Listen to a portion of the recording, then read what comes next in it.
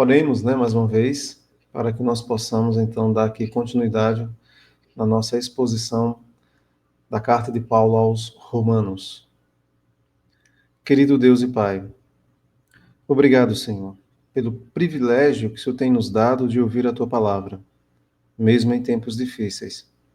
O Senhor não tem nos deixado faltar nada, nem o alimento físico, nem o alimento espiritual. Isso tudo por Teu amor, por Tua bondade e por Tua graça. Pai, te pedimos humildemente que o Senhor, essa noite, nos ajude a compreender a Tua palavra, que as Escrituras possam trazer um impacto profundo em nossas vidas e possamos ser de fato renovados a cada dia. Querido Deus, oramos em prol de Tua amada igreja, que está espalhada pelo mundo, pelos nossos queridos irmãos que estão arriscando as suas vidas para pregar o Evangelho.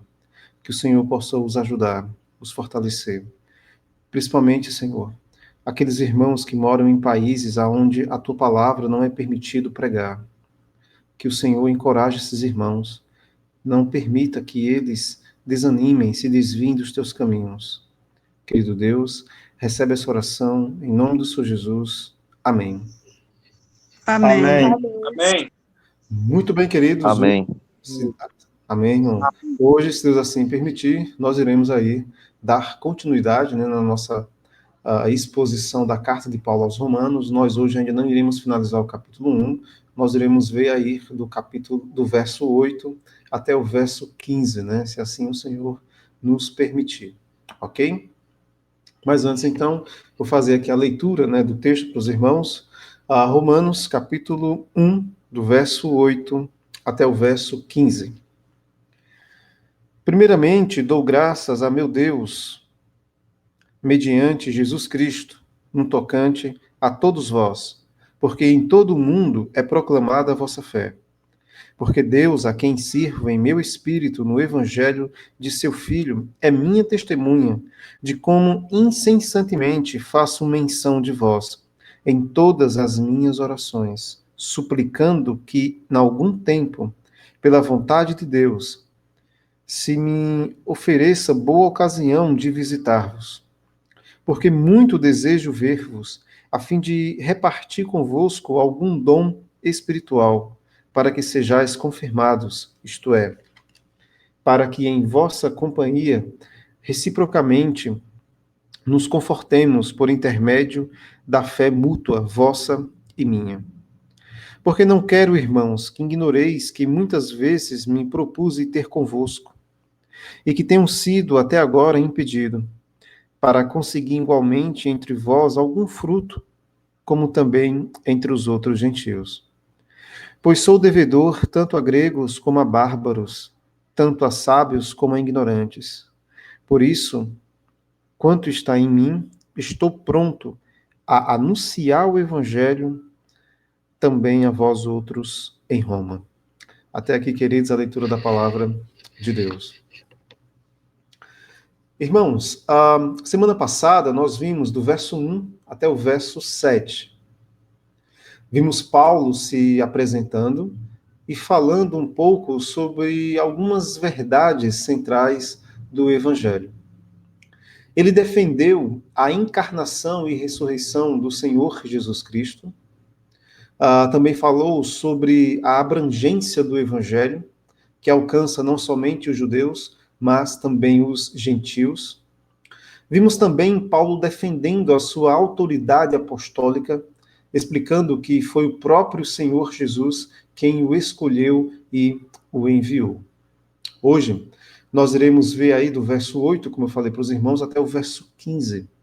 Nestes versos, nós iremos ver o carinho que Paulo tinha para com a igreja em Roma e de seu desejo de visitá-los.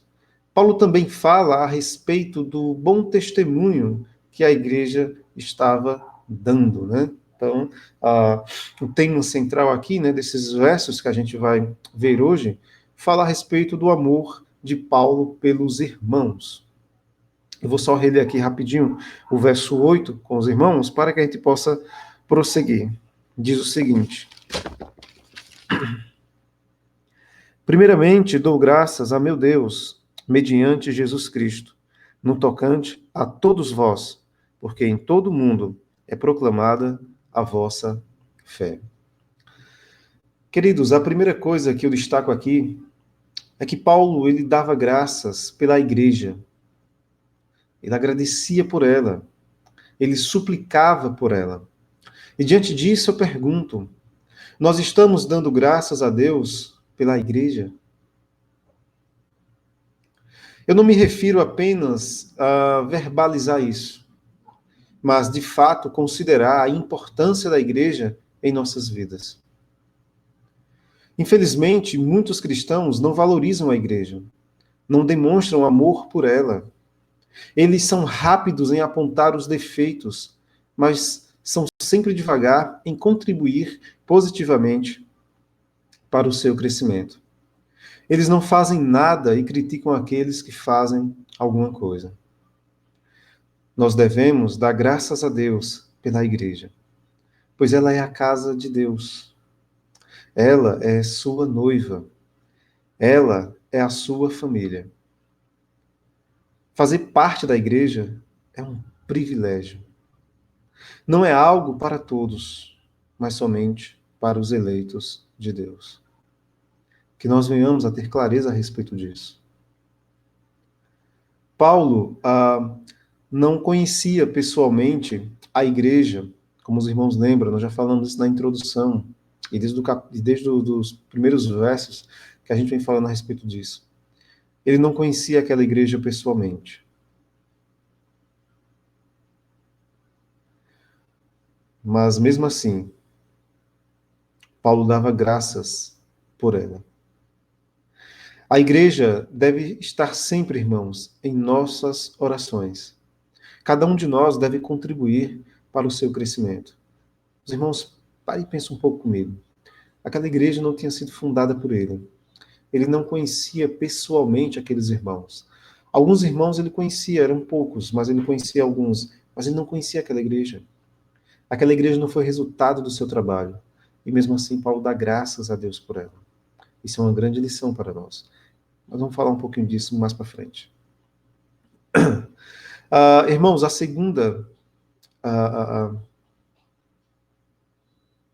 segunda coisa que eu destaco aqui no texto é o motivo pelo qual Paulo dava graças diante de Deus. Era pelo bom testemunho que a igreja estava dando.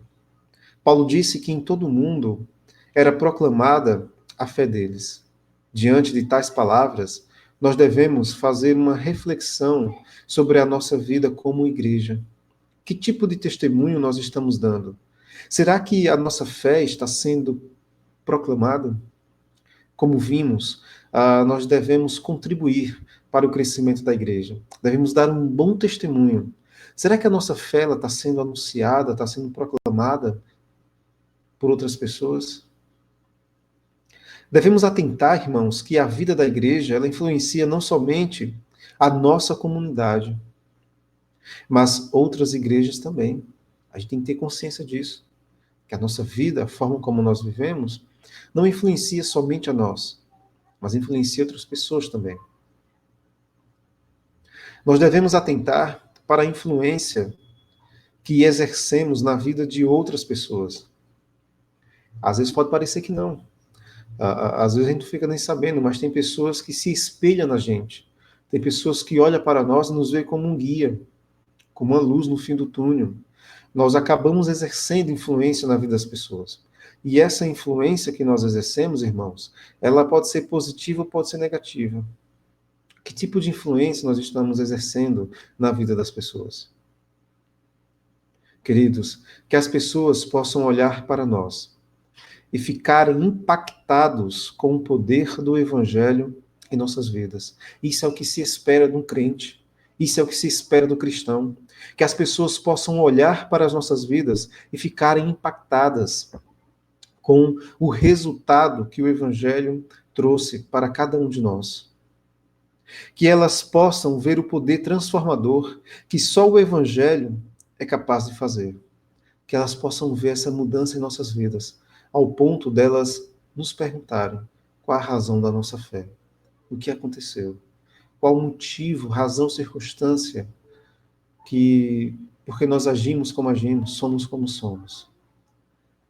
Que nós possamos viver de tal forma que possa influenciar positivamente e profundamente na vida das pessoas. Queridos, em pouco tempo, a Igreja de Roma se tornou numerosa e forte, como nós vimos na introdução. Em pouco tempo, a Igreja se tornou grande e forte. Se tornou numerosa. Queridos, eu pergunto, se Paulo fosse escrever para nós hoje, ele poderia nos elogiar como elogiou a igreja em Roma? Lembrando, irmãos, a pergunta é retórica. Mas veja que Paulo escreveu para aquela igreja, uma igreja que ele não tinha fundado, mas era uma igreja firme e fiel, uma igreja que a sua fé se espalhava pelo mundo. Era uma igreja que dava um bom testemunho. E olha que essa igreja não tinha sido fundada por nenhum apóstolo, não tinha recebido nenhum ensinamento de nenhum apóstolo ainda, mas era uma igreja firme e forte. E Paulo se orgulhava dessa igreja, Paulo orava por essa igreja, e Paulo ouviu falar da fé que esses irmãos têm no Senhor.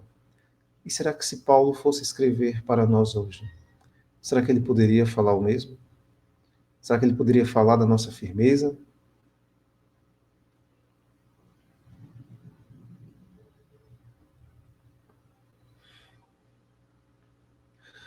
Pois o mesmo evangelho que transformou a vida dos crentes em Roma foi o mesmo que transformou as nossas vidas. E como nós estamos vivendo?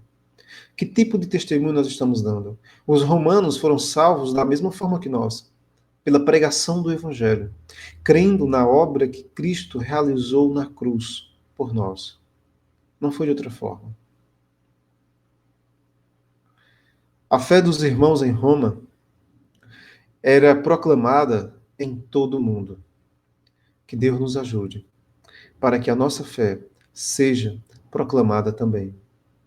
Que nós possamos influenciar outros irmãos em outras comunidades a permanecerem firmes na fé. Que nós possamos encorajar a permanecerem firmes no caminho, na caminhada cristã.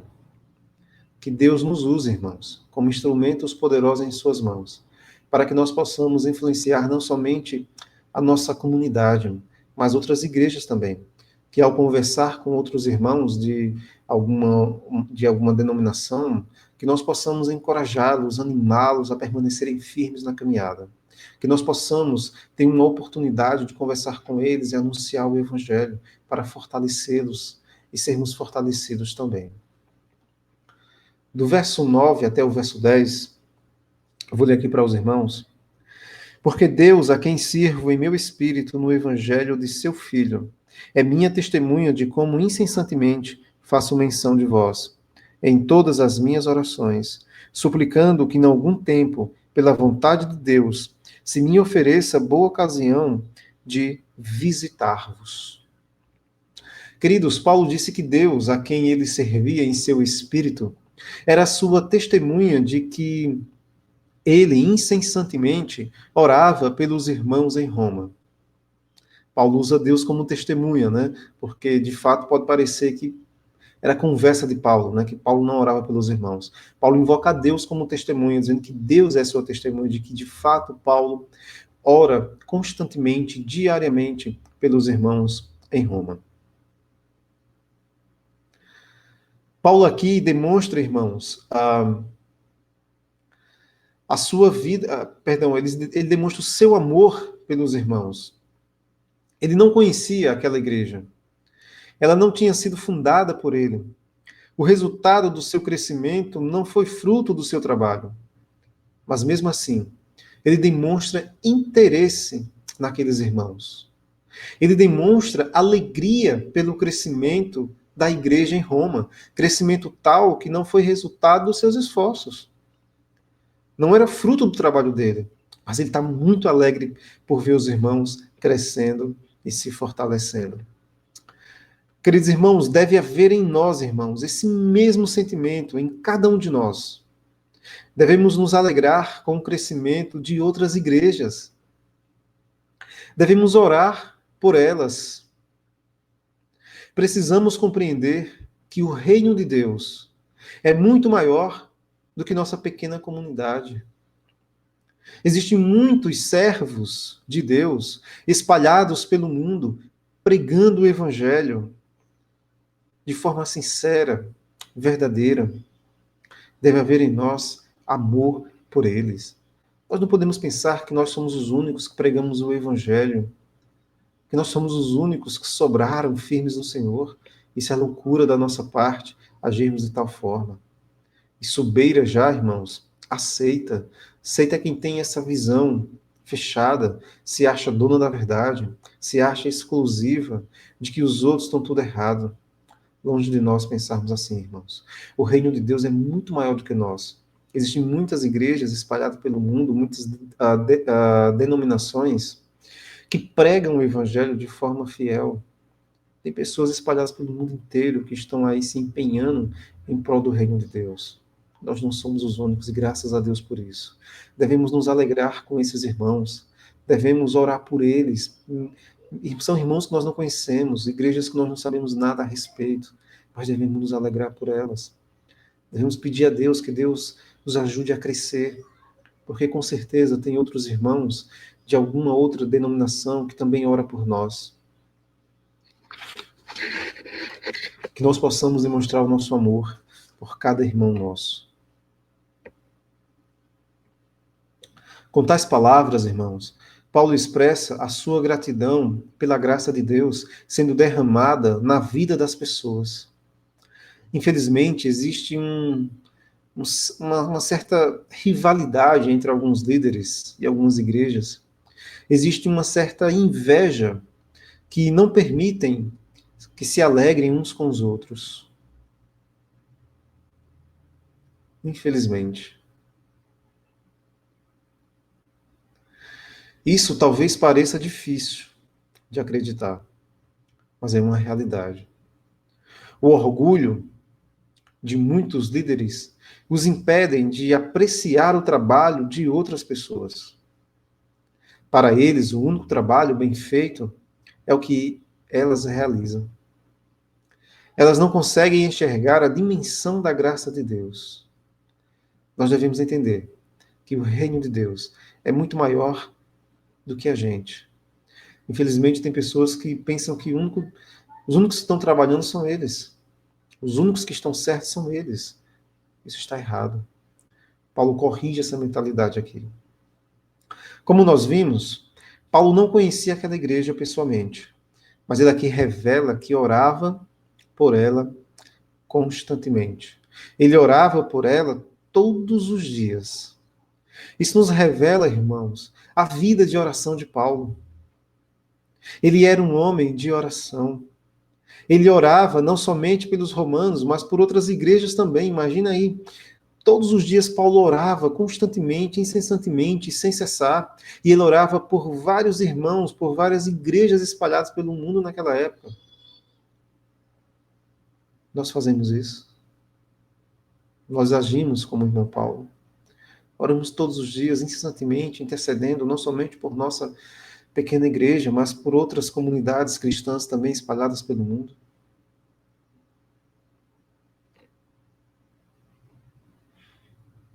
Diante disso, então, eu pergunto: como está a nossa vida de oração? Devemos imitar a Paulo, ter ele como nosso exemplo. Nós devemos orar incessantemente pela igreja. Devemos compreender que a igreja tem um aspecto universal, que ela vai além de nós e que nós somos apenas uma pequena parte dela. Os irmãos lembram que a igreja tem dois aspectos, né? Um aspecto visível e um aspecto invisível. O aspecto visível é aquele que estamos ali na comunhão, né? Com os irmãos reunidos. E o aspecto invisível, irmãos, é que ela é universal.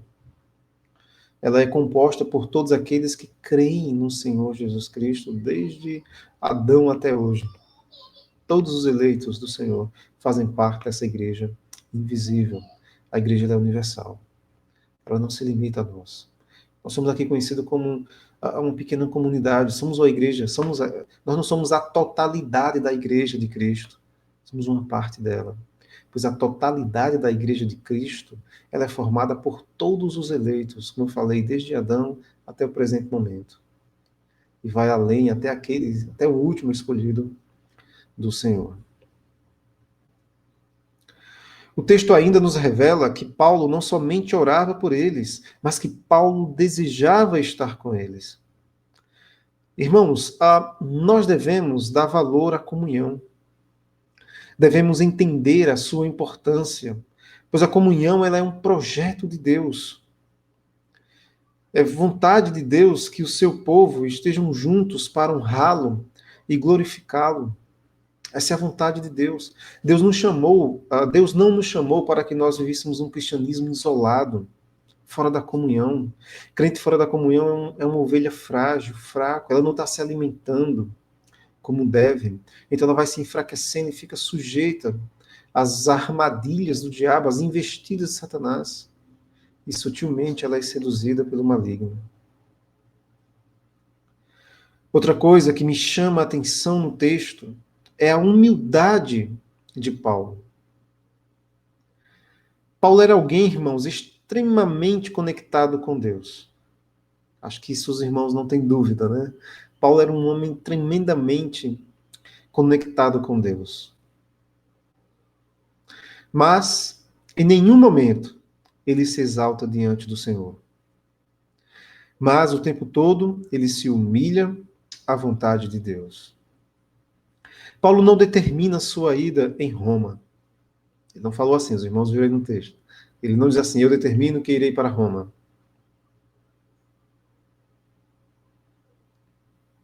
Mas ele coloca o seu plano debaixo da vontade de Deus. Ele pedia a Deus em oração que Deus desse oportunidade, abrisse uma brecha para que ele pudesse então ir para Roma. Mas ele não manda em Deus. Mas ele coloca os seus planos, a sua vontade, debaixo da vontade do Criador. Irmãos, quanto mais íntimos nos tornamos de Deus, menos arrogantes seremos. Pois o conhecimento do Senhor nos torna pessoas humildes. Nós não iremos dizer a Deus o que ele tem que fazer, mas iremos procurar a sua vontade para obedecer.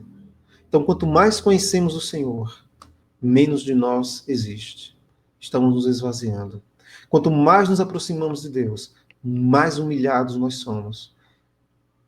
Não tem como. O conhecimento de Deus não produz arrogância, soberba, mas quebrantamento. Essa é uma lição importante para nós aqui.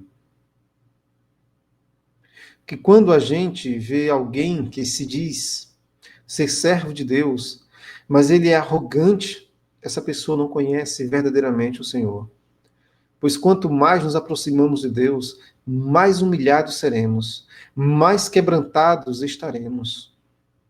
Devemos lembrar o que nós já aprendemos semana passada, que nós somos escravos de Cristo e não Senhor. Esse é um ponto importante que nós não podemos perder de vista. Continuando, queridos, do verso 11 até o verso 12, Paulo diz: porque muito desejo ver-vos, a fim de repartir convosco algum dom espiritual, para que sejais confirmados, isto é, para que em vossa companhia, reciprocamente, nos confortemos por intermédio da fé mútua, vossa e minha.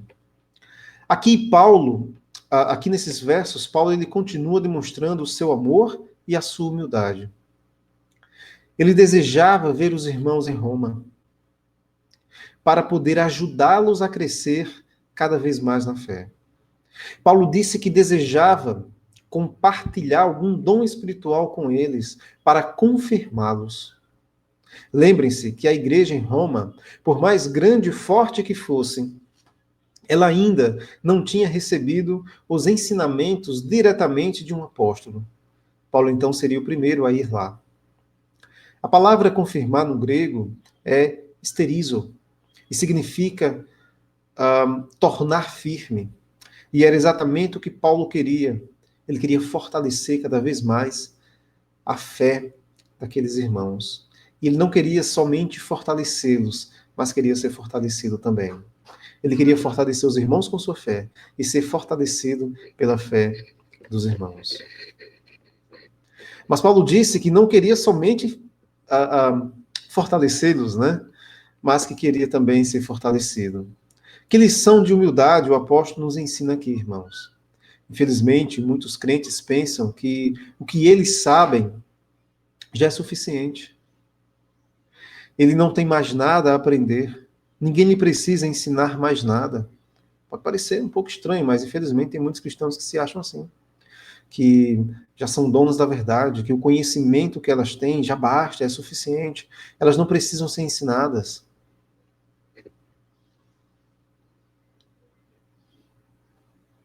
Por outro lado, existem crentes que pensam que é muito pequeno, que não sabem nada e que, portanto, não têm nada a ensinar. Por um lado, existem aqueles que se exaltam, por outro lado, existe aqueles que se humilham, mas não num sentido muito bom, porque ela, nessa humilhação, né, ela acaba negando, né, aquilo que deve ser feito. Ela se acha que não é capaz e aí não faz nada. Está errado também, tanto um como o outro. Mas esses dois tipos de crentes estão completamente errados. Paulo aqui nos ensina isso. Não existe um crente tão espiritual que não tenha nada a aprender. E não existe um crente tão pobre espiritualmente que não tenha nada a ensinar. Então fica a lição para a gente aqui. Então os irmãos não devem dizer: eu não sei como fazer, eu não sei o que dizer, eu não sei como ajudar. E aí não faz nada. Está errado. Você pode fazer muito. É porque, às vezes, a nossa perspectiva de muito é que está distorcida, né? Nós temos uma visão meio embaçada das coisas.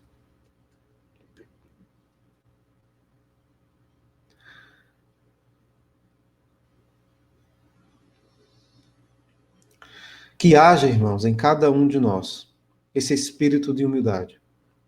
Que haja em nós disposição para ajudarmos outros irmãos a crescer cada vez mais na fé. Que nós possamos ajudar cada um a crescer. O verso 13, ele diz: Porque não quero, irmãos, que ignoreis que muitas vezes me propus ter convosco, no que temos sido até agora impedido, para conseguir igualmente entre vós algum fruto, como também entre os outros gentios. Aqui neste verso, Paulo revela que por muitas vezes tentou ir a Roma, mas que foi impedido de visitar os irmãos. Ele não revelou o que o impediu de ir a Roma. Mas nós cremos na soberania de Deus e em sua provisão. Pois se Paulo tivesse ido a Roma, esta carta não teria sido escrita. Mas justamente porque ele foi impedido, nós fomos agraciados com essa preciosa carta. Essa é a provisão de Deus.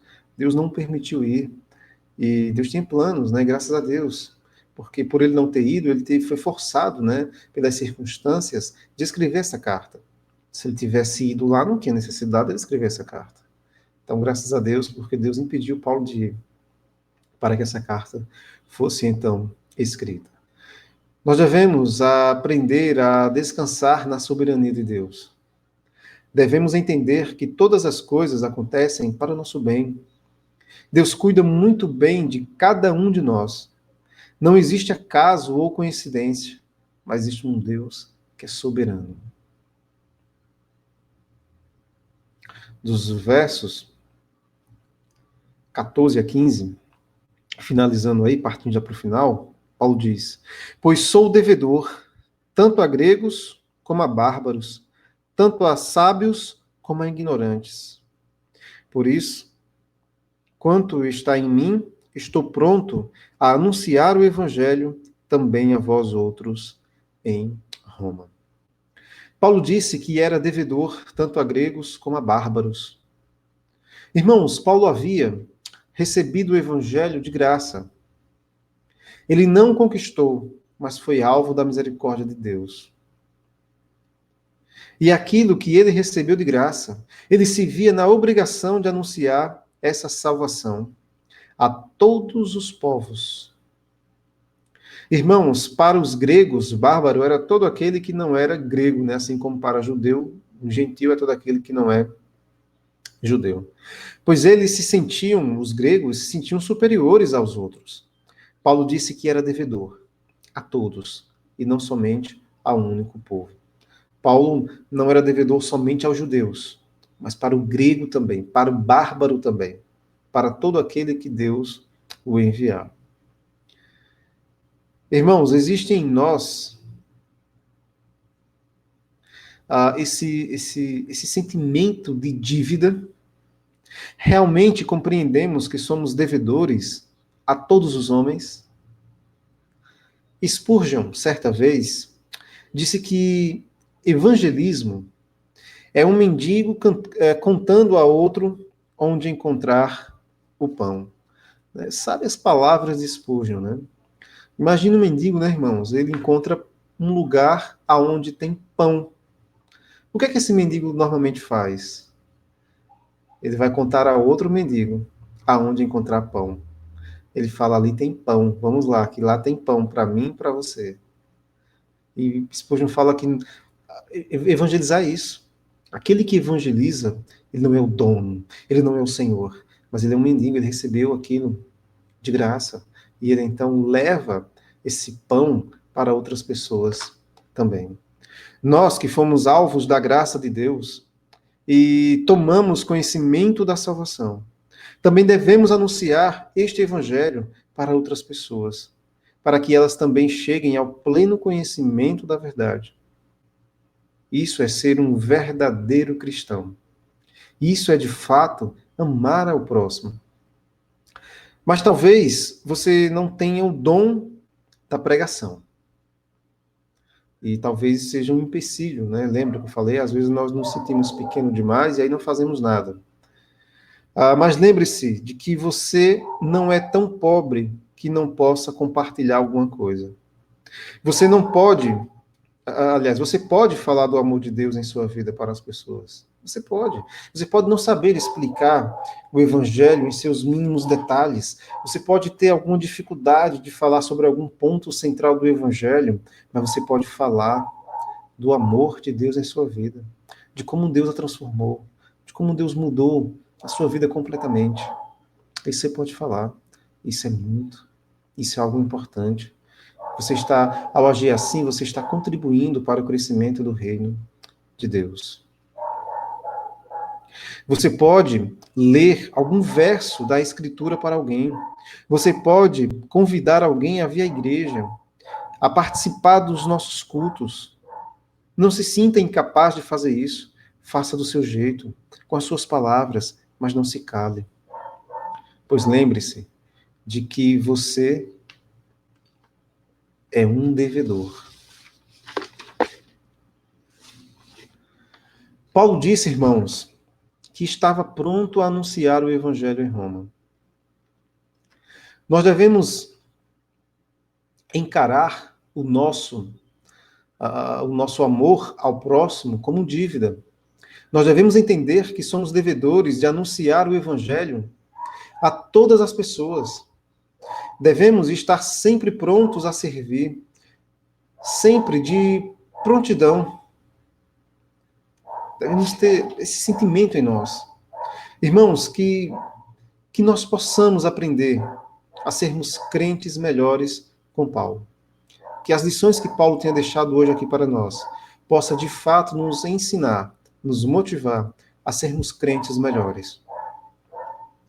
Que Deus nos dê, irmãos, um coração temente, um coração apaixonado por Deus. Que nós possamos, irmãos, amar os nossos irmãos de verdade.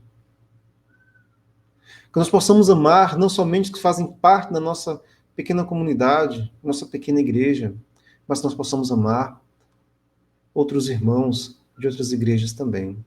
Que Que nós possamos orar por eles, interceder por eles, se alegrar por eles e se alegrar com eles também. Que possamos ter uma vida de oração ativa, como o apóstolo Paulo. Que possamos orar constantemente em favor do povo de Deus. Queridos, eu espero que essas lições possam trazer realmente mudanças transformadoras em nossas vidas. Que nós possamos ser de fato convencidos pela pregação da palavra de Deus. Que nós possamos de fato atentarmos para a importância, a necessidade que temos de amar ao próximo, de se alegrar por outros, de animar a outros, de sermos um instrumento, um canal de bênção na vida das pessoas. Que da nossa boca saia palavras de bênção e não de maldição. Que Deus nos ilumine, nos ajude a sermos crentes melhores, crentes fiéis, temente a Deus. Queridos, eu vou finalizando por aqui. Oremos mais uma vez para agradecer ao nosso bom Deus. Querido Deus e Pai, te agradecemos, Senhor, por todas as bênçãos que o Senhor tem derramado em nossas vidas. Pai, te pedimos humildemente, ajuda-nos, pois somos pequenos demais. Tem muita coisa, Senhor, que nós precisamos aprender da Tua palavra. Ajuda-nos a, de fato, nos preocuparmos com outros irmãos, a orarmos por eles e não somente orarmos, mas de pedir oportunidade a Deus para que nós possamos estar presentes, para que nós possamos conversar e animá-los. Querido Deus, quebra a dureza do nosso coração, pois ainda reside incredulidade em nós. Nos humilha diante de Ti, nos quebra, Pai, nos moe, nos deixa no pó e na cinza, para que nós possamos compreender a grandeza do Teu nome, para que nós possamos compreender o quanto que é importante a Tua palavra, o quanto que o Senhor é importante em nossas vidas. Pai, nos humilha, nos quebra, nos quebranta, Senhor, nos coloca em nosso devido lugar, que é aos Teus pés te adorando. Querido Deus, desde já te pedimos perdão. Te pedimos que o Senhor ajude não somente a nós, mas a todos os nossos irmãos que estão espalhados pelo mundo. Que o Senhor os anime e os encoraje. Não permita que eles venham a se desanimar. Querido Deus, recebe essa oração em nome do Senhor Jesus. Amém.